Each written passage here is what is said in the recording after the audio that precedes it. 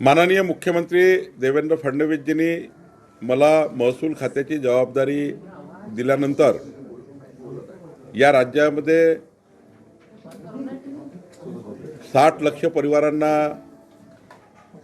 तुकडेबंदी कायद्यामुळे ज्यांचे घरं कायदेशीर होत नव्हते त्या 60 लाख परिवारांना त्यांचे घरं कायदेशीर करण्याबाबतचा मार्ग आम्ही मोकळा केला।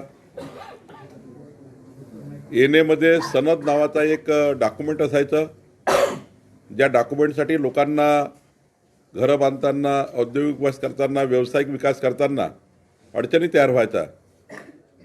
सनद आता काढून टाकली, त्यामुळे आता केवळ प्रीमियम भरलं तर कुणाच्याही घरी कुणाच्या ऑफिसमध्ये जायची गरज नाही, तहसीलदार एसडीओकडे जायची गरज नाही। प्रीमियम भरलं की ऑटोमॅटिक सनद आणि एनए हे या ठिकाणी घेण्याची गरज नाही आहे।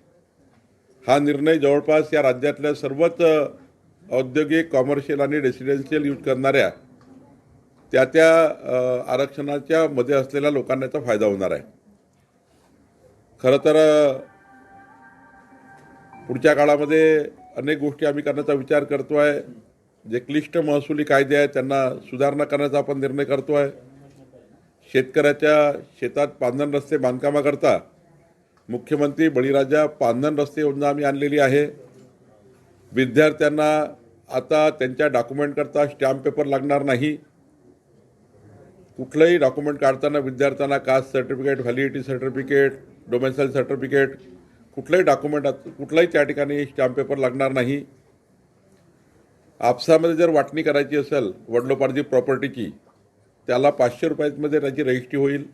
त्याला मुद्रांक शुल्क किंवा कुठलीही स्टॅम्प ड्युटी लागणार नाही। असे 38 निर्णय आमच्या खात्याने घेतलेले आहे। खरं तर एक महसूल विभागामध्ये जनतेच्या मालमत्तेचं रक्षण करण्याची जबाबदारी या खात्याची आहे। त्यामुळं जे सरकारी जागेवर लोक बसलेले आहेत त्या लोकांना 2011 पूर्वी जे लोक ज्या जागेवर बसले आहेत त्यांना त्याच ठिकाणी पट्टेवाटप करून त्यांना घरं देण्याची योजना आपण करतो आहे। सोबतच विदर्भातील झुडपी जंगल जागेमध्ये 2 लाख परिवार होते, त्या परिवारांना त्या घरांचं प्रोटेक्शन मिळण्याकरता, त्या घरांचे पट्टेवाटप करण्याकरता सुप्रीम कोर्टमध्ये आम्ही गेलो। सुप्रीम कोर्टकडून मान्यता मिळाली। आता 2 लाख घरं हे कायदेशीर होणार आहे। असे अनेक निर्णय म्हणजे जर महसूल खात्याचा विचार घेतला, म्हणजे महसूल खात्याचा पूर्ण आपण वर्षभराचा हा प्रवास बघितला तर मला वाटतं 3 ते 4 कोटी नागरिकांना वेगवेगळ्या पद्धतीने त्यांच्या मालमत्तेबद्दलचे जे अनेक वर्ष राज्य सरकारकडे विषय प्रलंबित होते, जवळपास 4 कोटी लोकांना आम्ही वेगवेगळ्या योजनेतनं या ठिकाणी लाभ पोहोचवण्याचा आम्ही या ठिकाणी प्रयत्न केला आहे। मला वाटतं आमचं सरकार, देवेंद्र फडणवीसचं सरकार हे विकसित महाराष्ट्राकरता काम आम्ही करतो आहे। आणि मला विश्वास आहे की पुढच्या काळात महसूल खातं हे राज्यातलं तर आपलं अग्रगण्य खातं आपण करूच, पण देशामध्ये या ठिकाणी ज्या काही आधुनिकीकरण आहे त्या आधुनिकीकरण स्वीकारून या ठिकाणी आम्ही पुढे जाऊ। महत्त्वाचं आधुनिकीकरण आम्ही मोजणी खात्यामध्ये करतो आहे। जे मोजणी खातं 1.5 2 महिने शेतकऱ्याची मोजणी होत नाही, त्या मोजणीबद्दल त्या ठिकाणी एक नवीन आधुनिकीकरण आणून डेटा सेंटरच्या माध्यमातून, GIS सेंटरच्या माध्यमातून आंध्र प्रदेश, कर्नाटकमध्ये ज्या पद्धतीने आधी मोजणी मग रजिस्ट्री मग त्या ठिकाणी फेरफार, हा जो अत्यंत महत्त्वाचा बदल अनेक राज्यांनी केला आहे। आमचंही राज्य आधी मोजणी 15 दिवसामध्ये मगच रजिस्ट्री, कारण मोजणी आणि रजिस्ट्रीच्या त्या ठिकाणी आराजीमध्ये कमी जास्त फरक राहू नये म्हणून मोजणी केल्यानंतर रजिस्ट्री केल्यानंतर तुमचे म्युटेशन, फेरफार अशा याच्यावर राज्य आणण्याचा आमचा विचार आहे। महसूल खातं हे बऱ्यापैकी पुढच्या काळातही या वर्षभर जे आम्ही केला आहे, पुढच्या वर्षी जनतेला या घेतलेल्या निर्णयाचा लाभ कसा होईल, घेतलेले निर्णय खालीपर्यंत कसे इम्प्लिमेंट होतील, घेतलेल्या निर्णयाचा उपयोग शेतकऱ्यांपर्यंत कसा पोहोचेल याच्याकरता आम्ही काम करणार आहोत।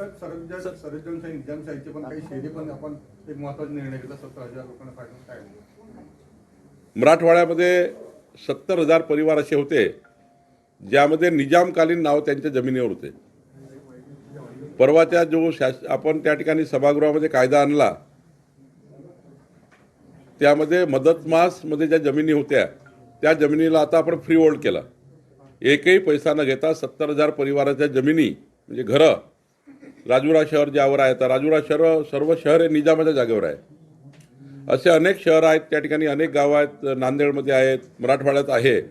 त्या सर्व घरांची आता प्रॉपर्टी फ्रीहोल्ड केली आणि ही घरं त्या जे लोक त्या घरी राहतात त्यांच्या नावाने करून देण्याचा निर्णय महसूल खात्याने केला आहे.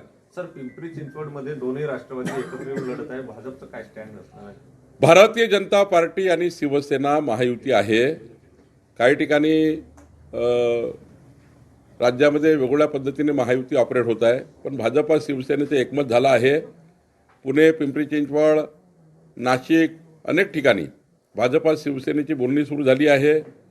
आता भाजपा शिवसेनेची बोलणी झाल्यानंतर मग इतर 13 मित्र पक्ष आहे त्याचीही चर्चा आम्ही करणार आहोत. भाजप आणि शिवसेनेची बोलणी सुरू आहे. राष्ट्रवादी सोबत म्हणजे पुण्याचं असो किंवा आता अमरावती सुद्धा चर्चा युवा स्वाभिमान असेल तर आम्ही तयार नाही असं राष्ट्रवादी. नाही, आमच्याकडे युवा स्वाभिमान हा मागच्या 15 वर्षापासून आमच्या महायुतीचा भाग आहे. रवी राणा हे युवा स्वाभिमान पक्षाचे जे अध्यक्ष आहे त्यांनी अनेक निवडणुकीमध्ये भाजपाला पाठिंबा दिला. मागच्या 15 वर्षापासून रवी राणा भाजपचे मित्रपक्षामध्ये आहे. त्यामुळं महायुतीचा प्रस्ताव आमच्यासमोर जो आहे तो आज शिवसेनेचा आहे, युवा स्वाभिमानचा आहे. राष्ट्रवादीकडनं अजून प्रस्ताव आला नाही आहे, पण निश्चितपणे आम्ही महायुतीमध्ये जाणार आहोत. अमरावतीमध्ये महायुतीच त्या ठिकाणी लढणार आहे. नागपूरमधून काय होईल तर नागपूरमधील बरेचसे कार्यकर्ते जे आहेत वरिष्ठांकडे मागणी करत आहेत की भाजप मजबूत आहे पुरेशी, त्यामुळे इथे लोकसभा विधानसभेमध्ये युती ठीक आहे, पण कार्यकर्त्यांना संधी दिली पाहिजे.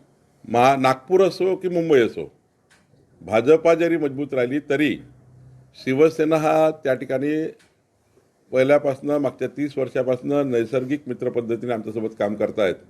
त्यामुळं जिथे शिवसेना मजबूत आहे तिथे भाजपाला, आणि जिथं भाजपा मजबूत आहे तिथे शिवसेनेला. जर युती करण्याचा निर्णय झाला आहे राज्यस्तरावर आणि हा निर्णय वरिष्ठ स्तरावर घेण्यात आला आहे, त्यामुळे मला वाटतं आता किंतु परंतु ठेवण्याची गरज नाही. अजितदादांनी पिंपरी चिंचवडमध्ये म्हटलं की मी सर्व काही पणाला लावेल आणि भाजपच्या ज्या स्थायी समितीच्या अध्यक्ष सीमा सावळे यांनी अजितदादाच्या याच्यात प्रवेश. नाही, मला असं वाटतं की त्यांचा पक्ष त्यांनी कसा चालवायचा, त्यांनी निवडणूक कशी जिंकायची, निवडणुकीमध्ये यश पराजय जे काय होईल ते होईल, पण निवडणूक तर निवडणुकीच्याच तत्वावर होईल ते होईल, पण निवडणुकीच्याच तत्वावर जिंका लागतं किंवा निवडणूक लढावी लागतं. त्यामुळं त्यांना त्यांच्या पक्षाचा पूर्ण अधिकार आहे. त्यांचा निवडणूक कशी लढावी त्यांनी त्यांचा पूर्ण निर्णय घ्यायचे आहे. त्यामुळे त्यांनी काय केलं यावर मी बोलण्यापेक्षा आमची तयारी काय आहे, तर आमची तयारी ही आहे की 51% मतं घेऊन 2/3 बहुमताने जिंकायचं आहे. आम्ही महायुती चांगल्या पद्धतीने महाराष्ट्रात येऊ आणि महायुतीत या ठिकाणी महाराष्ट्रामध्ये लोकांची पसंती आहे. पिंपरी चिंचवडमध्ये राष्ट्रवादीचाच महापौर होईल असं अजितदादा म्हणतात. अजितदादाला राष्ट्रवादीचं वाटतं, आम्हाला भाजपचं वाटतं. त्यामुळं जनता निर्णय करेल पिंपरी चिंचवडची कोणाचा महापौर बनवायचा. आज आदित्य ठाकरेंच्या उपस्थितीमध्ये मेळावा होत आहे असं ठरतंय त्यांच्यामध्ये की आदित्य ठाकरेंना मुंबई आणि उर्वरित महाराष्ट्रामध्ये उद्धव ठाकरे म्हणजे आदित्य ठाकरेंना कुठंतरी प्रमोशन दिलं जात आहे म्हणून. उद्धवजी जेव्हा मुख्यमंत्री होते तेव्हाच त्यांनी आपल्या मुलाला प्रमोट केलं होतं. त्यात नवीन काय? वडील जेव्हा मुख्यमंत्री होते मुलाला मंत्री केलं, याचा अर्थ तुम्ही तेव्हाच प्रमोट केलं होतं. नवीन काय? आणि ज्या पद्धतीने आदित्य ठाकरे हे काम करतात आहे, नवीन नेतृत्व आहे, त्यांना संधी आहे. संधीचं सोनं करावं एवढंच म्हणणं आहे. मुंबई वाचवा यासाठी पोस्टर लागलेले होते, ते पोस्टर काढून टाकण्यात आले. त्यावरून संजय राऊतांनी टीका केली की आचारसंहिता फक्त शिवसेनेसाठी आणि मराठी माणसासाठीच आहे का, सत्ताधाऱ्यांसाठी नाही. राज्य निवडणूक आयोगाने जेव्हा आचारसंहिता लागली तेव्हा सर्वांनीच पोस्टर काढले, आम्ही आमचे काढून टाकले. ज्यांनी काढले नाही त्यावर कारवाई झाली असेल. आम्हाला तेवढी शिस्त आहे. आचारसंहिता लागल्याबरोबर भाजपच्या युनिटने आपापल्या गावात जाऊन, तुम्ही बघा नागपुरात काढले की नाही काढले आम्ही. त्यामुळे आम्ही आपले काढले, ज्यांनी नाही काढले म्हणून कारवाई झाली. त्यात काही तुम्ही काढायला पाहिजे ना.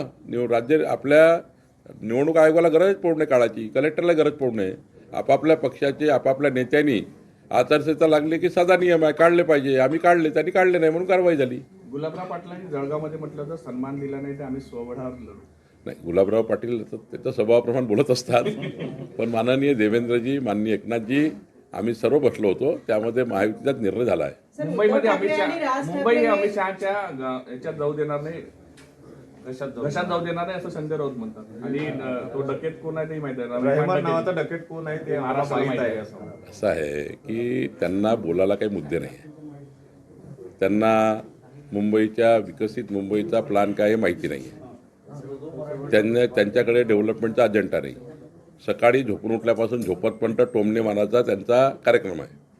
टोमणे मारत राहतात. त्यांनाही माहिती आहे महाराष्ट्राची मुंबई, मुंबई महाराष्ट्राची. सारं जोपर्यंत चंद्र सूर्य आहे तोपर्यंत मुंबईला महाराष्ट्रापासून कोणी वेगळं करणार नाही हे माननीय मुख्यमंत्री एकनाथ शिंदेजी, देवेंद्रजी या राज्याच्या सर्वच 14 कोटी जनतेला वाटतं आहे. आणि त्यामुळं हे जे आहे ना हे फक्त काहीतरी दिवसभर टी व्हीमध्ये दिसलं पाहिजे, दिवसभर चाललं पाहिजे, काहीतरी लोकांनी आपल्याला ते सकाळी फेसबुकवर कॉमेंट केले पाहिजे, काहीतरी आपले लाईक्स डिसलाईक राहिले पाहिजे लोकांमध्ये, म्हणून ते करत राहतात. कालच निवडणूक जाहीर झाली आणि आज ते म्हणतात की पैशाचा महापूर वाहणार आहे आणि पैशाचा वापर होणार आहे. ज्यांनी आयुष्यभर जे धंदे केले आहेत त्यांना तेच दिसतं.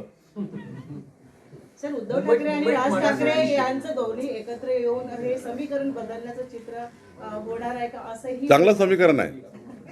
दोघे एकत्र आले चांगलं तर समीकरण आहे. लोकाला कळतं असे समीकरण का तयार होतात. जेव्हा जनाधार संपतो, जेव्हा तुमचा आधार संपतो, तेव्हा असे समीकरण तयार होतात. असं आहे. त्यांना एकत्र यायला काही मनाई नाही आहे. त्यांना आमच्या शुभेच्छा आहे. पण विजन काय आहे? 45 वर्ष उद्धव ठाकरेजीकडे महापौर होता मुंबईचा. देवेंद्र फडणवीसजी एकनाथ शिंदेला यावं लागलं. मुंबईचा संपूर्ण विकास मुंबईची आज बघा जगातला कुठलाही व्यक्ती होता, तुम्ही जाऊन बघा मुंबईला. 10 वर्षापूर्वीचे गुगलवर मुंबई तुम्ही MRSAC वर काढा मुंबई 10 वर्षापूर्वी 15 वर्षापूर्वी काय, 2014 पूर्वीची मुंबई काढा आणि 2024ची मुंबई काढा. आमचा दावा नाही की सारं बदललं, पण आमचा दावा पक्का आहे की 2029, 2035 आणि 2047च्या विकसित मुंबईचा जो प्लॅन माननीय मुख्यमंत्री देवेंद्र फडणवीसजींनी केला आहे, या प्लॅनचा विचार जर केला तर मुंबई ही जगातलं सर्वात उत्कृष्ट आंतरराष्ट्रीय शहर झाल्याशिवाय राहणार नाही. असाच योजना देवेंद्र फडणवीसजींनी केली आहे.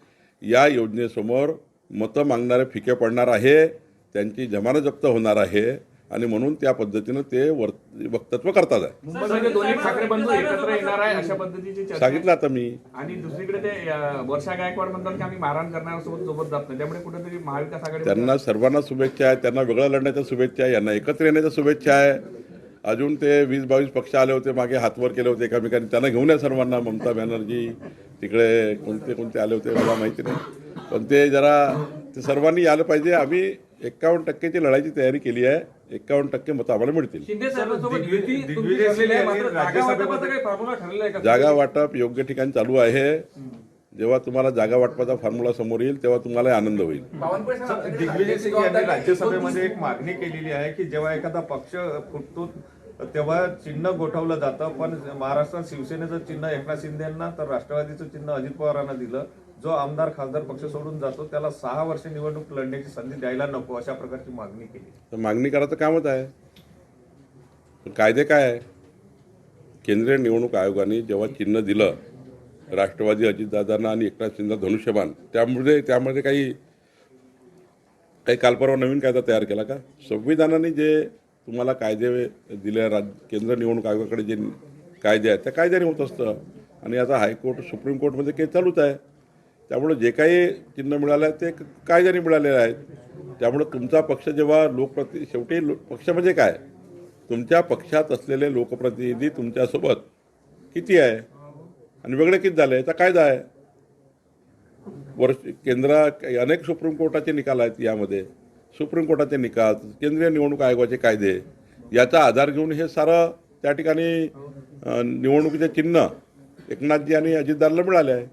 बावनकुळे साहेब, 29 महानगरपालिकेच्या सगळ्या निवडणुका 29 पैकी किती महायुती जिंकेल काय? सर्वच जिंकणार आहे. 29 महापौर हे भाजपा महायुतीचे होतील. किती ठिकाणी मैत्रीपूर्ण लढत आता कॅल्क्युलेशन चालू आहे प्रत्येक जिल्ह्यामध्ये जाऊन. 100% आम्ही सर्व सोबत लढणार आहोत. 29 हे लिहून घ्या.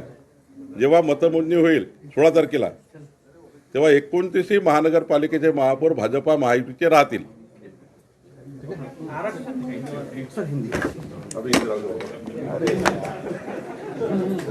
बोल